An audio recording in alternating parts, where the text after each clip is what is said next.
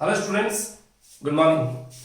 BCom part first, जी हाँ, BCom part first corporate accounting की बुक जो कि हमारे यहाँ पर एबीएसटी फर्स्ट कहलाती है। जी, फर्स्ट ईयर के अंदर जो एबीएसटी सब्जेक्ट है, सब्जेक्ट का नाम एबीएसटी है, उसके दो पेपर्स होंगे, कॉर्पोरेट अकाउंटिंग और स्टैटिस्टिक्स। हम पढ़ रहे हैं कॉर्पोरेट अकाउंटिंग। जी, corporate accounting BCom part first, जिसके अंदर आज हम शुरुआत करने जा रहे हैं वो एक नए चैप्टर फ्रेश स्टडीज के लिए यूनिट नंबर 2 से। आपका पूरा सिलेबस 5 यूनिट्स में टूटा हुआ होता है। उन 5 यूनिट में से यूनिट नंबर 2 हम शुरू कर रहे हैं।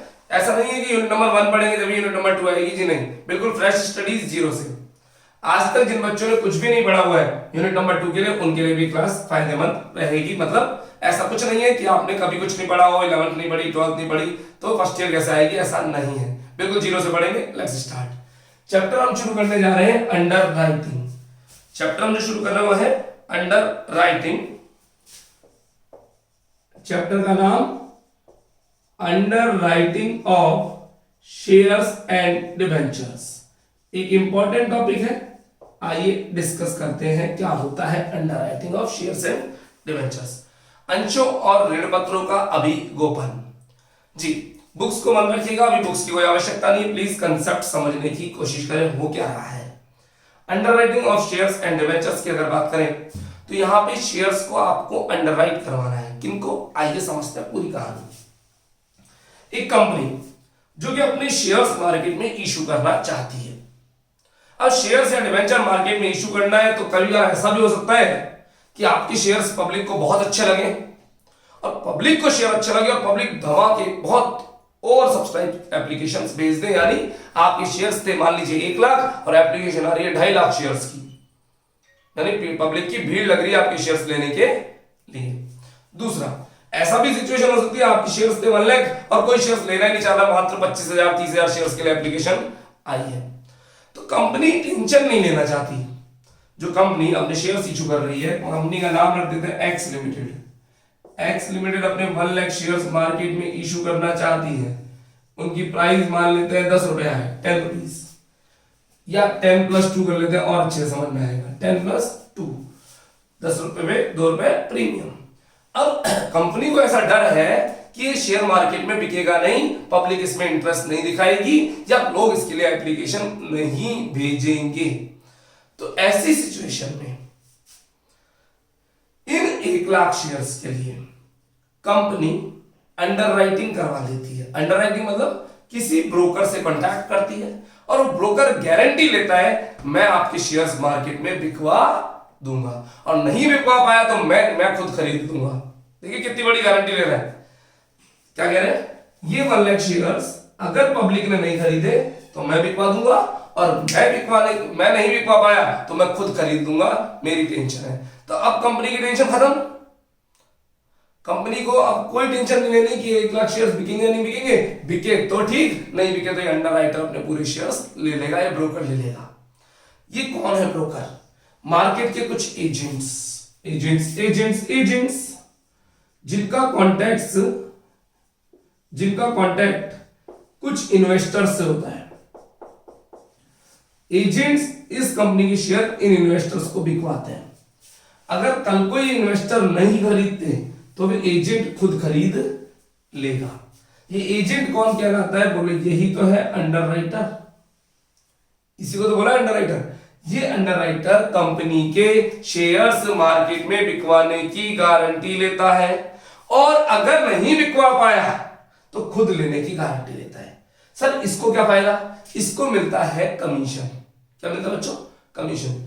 जितने शेयर्स की इसने गारंटी ली, बोले 1 लाख शेयर्स की पूरी की गारंटी ली है, तो उनकी इशू प्राइस यानी 12 रुपए पर। यानी अगर मान लीजिए एक एजेंट है जिसका नाम है ए कहता है मैं तुम्हारे पूरे 1 लाख शेयर्स बिकवा दूंगा, तो 1 लाख शेयर्स क्वांटिटी है, उनकी इशू प्राइस 12 रुपए, उस यानी 12 लाख रुपए हो गए।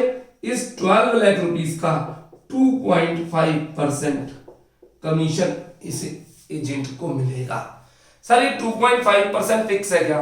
जी 2.5% इनका कंपनीज एक्ट ने फिक्स कर रखा है, आपको ज्यादा से ज्यादा 2.5% कमीशन देना है। इसके अलावा क्वेश्चन के अंदर 2 देना तो 2 दे दो, क्वेश्चन के अंदर 3 देना तो 3 दे दो, क्वेश्चन के अंदर 1 देना तो 1 दे दो, क्वेश्चन जितना का उतना दे दो, क्वेश्चन नहीं कहता तो कितना देंगे 2.5% कमीशन देंगे, ठीक है ना। सर ये एजेंट एक से ज्यादा भी हो सकते हैं क्या? कई बार ए एजेंट कहता है मैं तो साहब आपके केवल 60,000 शेयर्स को ही बिकवा सकता हूं, यानी कितनी जिम्मेदारी ली 60,000 की। तो फिर कंपनी एक और एजेंट से कांटेक्ट करती है, एक और अंडरराइटर बुक कर लेती है जिसका नाम रख दिया बी, और ये बी कहता है मैं आपके 40,000 शेयर्स बिकवा दूंगा, तो 40,000 @ 12 और जो आएगा उसका 2.5% कमीशन बी को मिल जाएगा। क्या आपको ये बात समझ में आ रही है? क्या एक कंपनी है वो अपने शेयर्स मार्केट में इशू करने जा रही है, पब्लिक अगर शेयर्स खरीद लेती है तो बहुत बढ़िया बात है, पब्लिक नहीं खरीदती तो कंपनी को टेंशन होगी, इसलिए कंपनी पहले ही स्टार्टिंग में अपने पूरे शेयर्स को ब्रोकर्स को दे देती है, बोले तुम्हारी जिम्मेदारी है, तुम खुद खरीदो या मार्केट में बिकवाओ, हमको कोई लेना देना नहीं है। तो क्या आपको कोई बेसिक बात समझ में आ रही है? हो क्या रहा है, आइए उसका एक डायग्राम बना देते जो हो रहा है उसका। एक कंपनी है, ये कंपनी अपना आईपीओ लेकर के आई है, IPO initial public offer. Initial public offer यानी पहली बार अपने शेयर्स बाजार में लेकर के आई है, नए फ्रेश शेयर्स।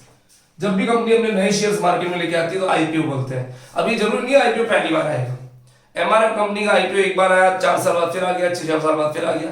कंपनी अपने फ्रेश शेयर मार्केट में उतार रही है। मैं बताना चाहूंगा, मैं अगर किसी कंपनी के शेयर खरीदना चाहता हूं तो मैं मार्केट में शेयर्स खरीद सकता हूं, बहुत सारे लोग बेच रहे हैं, उनसे ले लो, या फिर कंपनी से ले लो। कंपनी से आप कब ले सकते हो?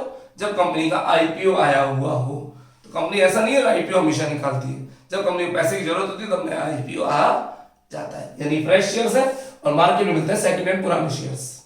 चलो कंपनी अपना आईपीओ लेके आई है, कितने शेयर्स का 1 लाख शेयर्स @ 10+2।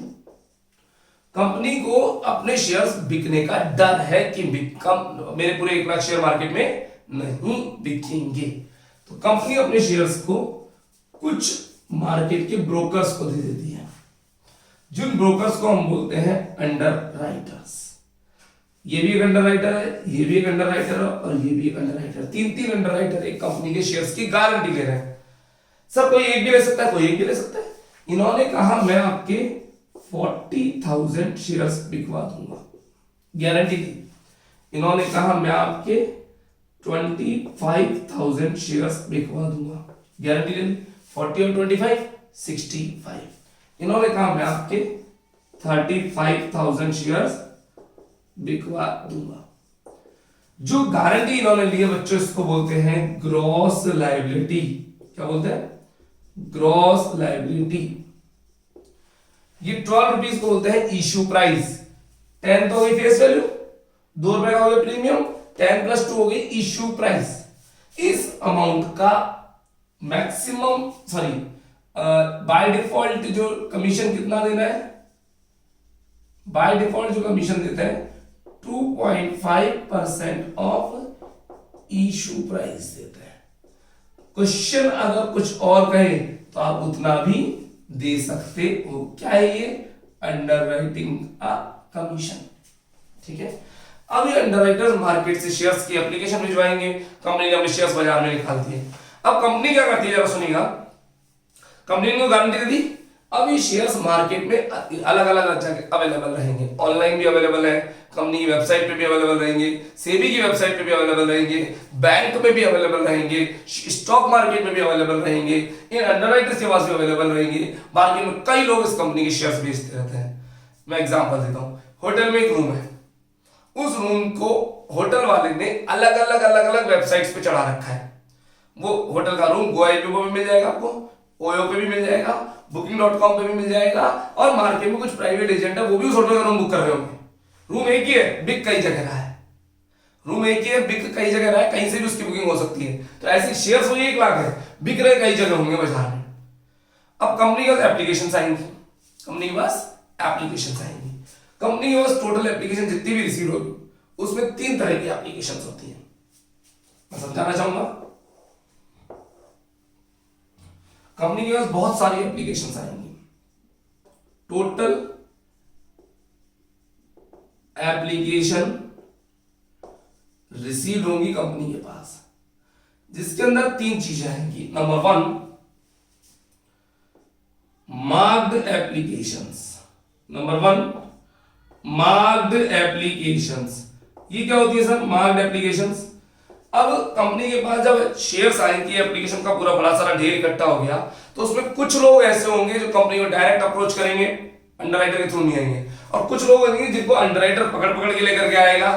तो जिन्हें अंडरराइटर लेकर के आएगा, जैसे मान लीजिए ए अंडरराइटर है, उसने किसी इन्वेस्टर से बात करी, बोले इस कंपनी के शेयर अच्छे हैं, ले लो, तो अंडरराइटर से एप्लीकेशन का फॉर्म भरवा के लाएगा, तो एप्लीकेशन फॉर्म पे वो लगा देगा एक ठप्पा, सील लगा देगा, और जब सील लग जाती है तो उसे कहते हैं मार्क्ड। मतलब मार्क्ड एप्लीकेशन हमें ये बताती है कि ये एप्लीकेशन अंडरराइटर फर्स्ट से आई है, अंडरराइटर सेकंड से आई है, अंडरराइटर थर्ड से आई है। तो मैं अंडरराइटर की नंबरिंग भी कर देता हूं 1 2 3, अंडरराइटर की नंबरिंग भी कर देता हूं 1 2 3, ठीक है। तो मार्क्ड एप्लीकेशंस की मैं बात कर रहा हूं। मार्क्ड एप्लीकेशंस कौन सी होती है? जो कि ठप्पा लग के आती है, किसका? अंडरराइटर का, जिस अंडरराइटर के थ्रू आई है उसका। यानी हमें पता पड़ जाएगा ये वाली जो एप्लीकेशन आई है, ये एप्लीकेशन अंडरराइटर 1 से आई है, 2 से आई है या 3 से आई है, हमें पता पड़ जाएगा, ठीक है। दूसरी होती है बच्चों unmarked applications. Unmarked unmarked applications कौन सी होती है ये समझिएगा। वो एप्लीकेशंस जो कि हमारे पास अंडरराइटर के थ्रू नहीं आ रही, डायरेक्ट आ रही है, उस एप्लीकेशन पे कोई भी ठप्पा लगा हुआ नहीं होगा, वो प्लेन होगी, मतलब केवल फॉर्म भरा होगा, अंडरराइटर की मोहर लगी हुई नहीं होगी। यानी वो कैसे आई है? डायरेक्ट आई है, अंडरराइटर के थ्रू नहीं आई है। तो ये तो कमीशन एजेंट के थ्रू आई है जो, और जो बिना कमीशन एजेंट के आई है वो। तीसरी होती है बच्चों firm underwriting. Firm underwriting sir ये क्या होती है? कई बार कंपनी बहुत अच्छी होती है, बहुत सुंदर कंपनी होती है, बहुत अच्छी कंपनी होती है, तो कंपनी की वैल्यू इतनी ज्यादा होती है कि कंपनी के अंदर अंडरराइटर खुद शेयर खरीदना चाहता है। कंपनी के अंदर कौन शेयर खरीदना चाहता है? ये अंडरराइटर खुद कहता है कि मैं इस कंपनी के शेयर खरीदना चाहता हूं। थोड़ा डिस्टर्बेंस हुआ, कोई बात नहीं।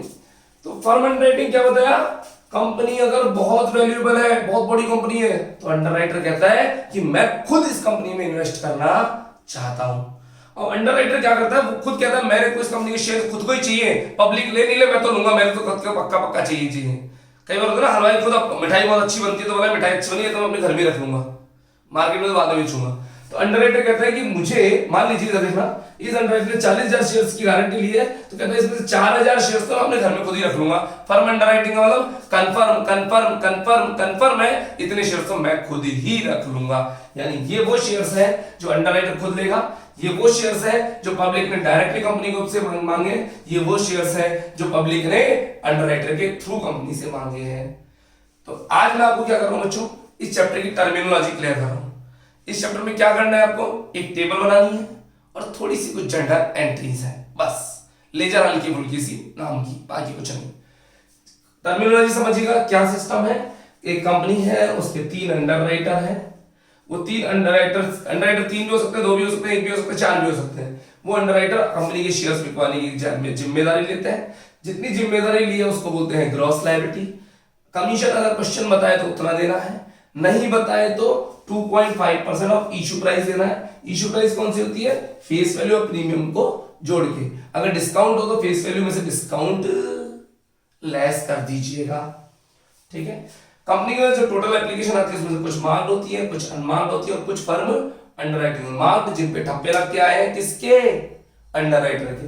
अनमार्क्ड जिस पे किसी का ठप्पा लगा हुआ नहीं है। फर्म अंडरराइटिंग जो खुद अंडरराइटर खरीदना चाहता है।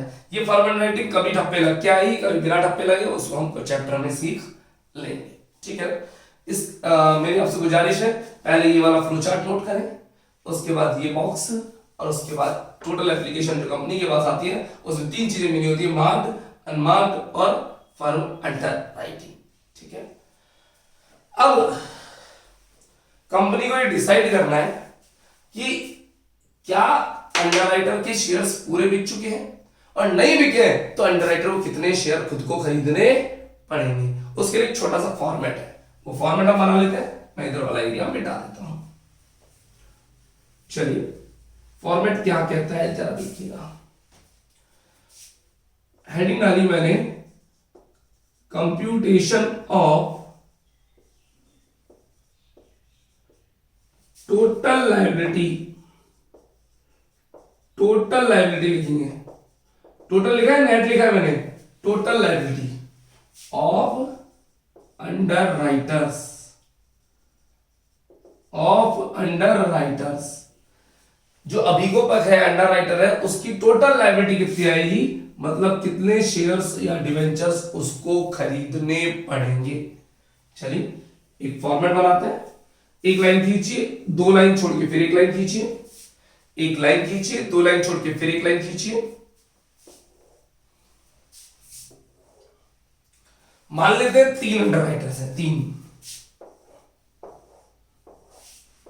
कॉलम बनाने पड़ेंगे आपको 4 अंडर राइटर ए, बी, सी और फिर इन सबका टोटल। ये आपका पर्टिकुलर्स का कॉलम है। मैं पता क्या निकालना चाह रहा हूं, मैं चाह रहा हूं कि अगर ए नाम के अंडर राइटर ने 40,000 शेयर्स की जिम्मेदारी ली थी तो कितने शेयर्स उसके मार्केट में इशू हो चुके हैं और बाकी कितने शेयर्स के उसके माथे, उसके सर पे एक लायबिलिटी क्रिएट हो रही है कि उसको लेने पड़ेंगे। चलिए जितनी गारंटी ली थी उसको बोलते हैं बच्चों ग्रॉस लायबिलिटी। क्वेश्चन में दी होती है, मान लेते हैं 40,000, 30,000 और 30,000 शेयर्स की इन्होंने जिम्मेदारी ली। टोटल 1,00,000 शेयर्स है, 4:3 के रेशो में बांट दिया। माइनस करेंगे इसमें से मार्क्ड एप्लीकेशंस, मार्क्ड एप्लीकेशंस जिन पे ठप्पा लग के आया हुआ है, कि इन्होंने ठप्पा लगा के भेज दिया, बोले मैंने भेजे 40,000 में से 30,000 ठप्पा लगा के, इन्होंने 30 में से भेजे 15,000 ठप्पा लगा के, और इनके आए हैं 10,000 हमारे पास टोटल मार्किंग करके आए हुए हैं कि इन्होंने अपने भी रेफरेंस से इतनी एप्लीकेशन हमको भेज दी है। ठीक है, टोटल कर देंगे 30 और 40, 50, 55,000। हमारे पास आ जाएगी बैलेंस लायबिलिटी।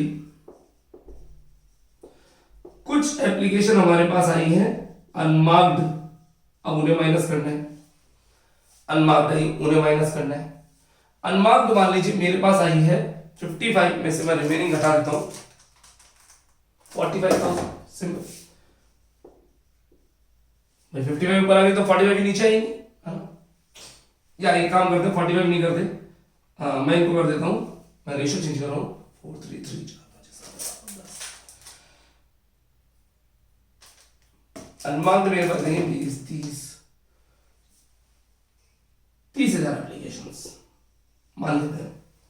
थोड़ा कैलकुलेशन को सेट करना है। इन अनमार्क्ड को भी इनके रेशियो में बांटा जाएगा। पहले बैलेंस लायबिलिटी निकाल देता हूं 10, 15 और 20। इतने एप्लीकेशंस अभी इनको शेयर्स और लेने हैं। मेरे पास जो अनमार्क्ड आई बिना ठप्पे लगी हुई, उनका भी बेनिफिट मैं अंडर राइटर्स को दे दूंगा। बेनिफिट देने का मतलब समझना, अंडर राइटर्स को कहा जाएगा कि भैया तुम्हारी इतनी जिम्मेदारी थी, तुमने इतने ठप्पे लग के भेज दिए, जो अब तुम्हारे को लेने उतरे, लेकिन उसमें से हम अनमार्क्ड माइनस कर रहे हैं। जो अनमार्क्ड आएगी उसको किस रेशियो में तोड़ना है, ग्रॉस लायबिलिटी के रेशियो में तोड़ना है। अब मैं कैलकुलेशन नहीं करना चला करके, क्योंकि वो कल सीखेंगे थोड़ा डिटेल में। जो बैलेंस आया उस पर जाने से पहले एक बात बच गई है, फर्म अंडर राइटिंग। आपने मार्क्ड लेस कर दिया अनमार्क्ड। ये जो फर्म अंडर राइटिंग है बच्चों, या तो मार्क्ड होगी या अनमार्क्ड होगी। मार्क्ड होगी तो मार्क्ड में लेस हो जाएंगी, और अनमार्क्ड होगी तो अनमार्क्ड में लेस हो जाएंगी। मतलब या अनमार्क्ड में जाएंगी या मार्क्ड में जाएंगी। किसी क्वेश्चन में मार्क्ड में आएंगी, किसी क्वेश्चन में अनमार्क्ड में आएंगी। क्वेश्चन बताएगा, अगर नहीं बताए तो आपको क्वेश्चन 2 बार सॉल्व करना पड़ेगा। कितनी बार? 2 बार। एक बार तो फर्म अंडर राइटिंग को यहां ले लोगे, एक बार फर्म अंडर राइटिंग को यहां ले लोगे। जो बैलेंस आया उस बैलेंस में आपको ऐड करना पड़ेगा फर्म अंडर राइटिंग। क्या ऐड करना पड़ेगा? Firm under writing. क्यों? क्योंकि तुमने कहा था कि तुम्हें इतने शेयर्स लेने, तो शेयर्स लेने ही लेने पड़ेंगे। तो बच्चों मैं अभी ज्यादा फोकस नहीं करूंगा इसके अंदर, क्योंकि आज क्लास बहुत ज्यादा बड़ी नहीं रखनी। आप एक काम करें, ये फॉर्मेट अभी नोट ना करें, इसको अगली क्लास में लेंगे। आप इसको हल्का सा जो नोट कर सकते हैं, फिगर्स को छोड़िए प्लीज, और केवल आप ये वाला एरिया नोट कर सकते हैं। केवल ये वाला एरिया, फिगर्स को छोड़ दीजिए।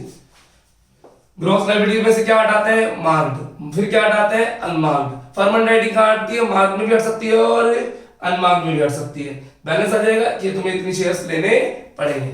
उसके बाद जो फर्म अंडर राइटिंग के लिए उसने कहा था कि इतने शेयर्स तो मैं घर में लूंगा ही लूंगा, भैया वो तो तेरे को लेने ही पड़ेंगे ना, वो उसको एक्स्ट्रा दे दिए जाएंगे। तो 1 मिनट में आपका सब क्लियर कर देता हूं, को ध्यान सुनो। मैंने जिम्मेदारी ली, मान लीजिए 40,000 शेयर्स की, थप्पे लग के आ गए 30,000 शेयर्स, अपनी जिम्मेदारी बच गई 10,000 शेयर्स, ठीक है। बिना ठप्पे लगे आया उसका भी बेनिफिट मिला मेरे को 7,000 शेयर्स। अब मेरे को कितने खरीदने पड़ेंगे? 3,000 शेयर्स। वापस समझिए, 40,000 शेयर्स की मैंने जिम्मेदारी ली थी, 30 तो मैंने ठप्पे लग के आ गए, अब लेने पड़ेंगे मेरे को 10, बिना ठप्पे लगे 7, उसका मुझे बेनिफिट मिला, यानी मुझे अब खरीदने पड़ेंगे 3। जो 3 मुझे खरीदने पड़ेंगे वो मेरी नेट लायबिलिटी है। क्या है मेरी? नेट। कितने? 3 तेरे को लेने पड़ेंगे। इसके अलावा मैंने खुद ने कंपनी को कहा था साहब मैं अपने 5,000 शेयर्स तो मैं अपने खुद के घर में खरीदूंगा, तो वो तो एक्स्ट्रा लेने ही लेने पड़ेंगे। टोटल मिला के मुझे शेयर्स खरीदने पड़ेंगे कितने? 8,000 शेयर्स। ये मेरी टोटल लायबिलिटी आएगी, ये मेरी टोटल लायबिलिटी आएगी। वापस समझ लेते हैं। जिम्मेदारी ली थी 40, ये सारे फिगर्स पे क्या बच्चों मन से मान लो, उसमें से मार्क हटाने, जितने ठप्पे लग के आ गए, बैलेंस बचा, जितने ठप्पे नहीं लगे वो हटाने, जो बैलेंस बचा उसमें मेरे को फॉर्म अंडरराइटिंग ऐड करना पड़ेगा, क्योंकि ये तो मैंने वादा किया था तो निभाना पड़ेगा। तो अल्टीमेटली कुछ फॉर्मेट ऐसा होता है, बट इसके बारे में डिटेल में बात आज नहीं बच्चों, कल करेंगे। आज की क्लास छोटी रख रहे हैं, कल से इसको डिटेल में लेना शुरू करेंगे। बुक चाहिए आरबीडी, आपको कोई कंफ्यूजन होता है तो मेरा फोन नंबर 77749 पे मुझे कॉल करें या व्हाट्सएप भी कर सकते हैं। एक और नंबर दे देता हूं 77105 इस पे भी आप मुझे कॉल कर सकते हैं। व्हाट्सएप के लिए ऊपर वाला नंबर 49 वाला। थैंक यू, आज के लिए इतना ही, कल फिर मिलेंगे same time same channel. Bye bye.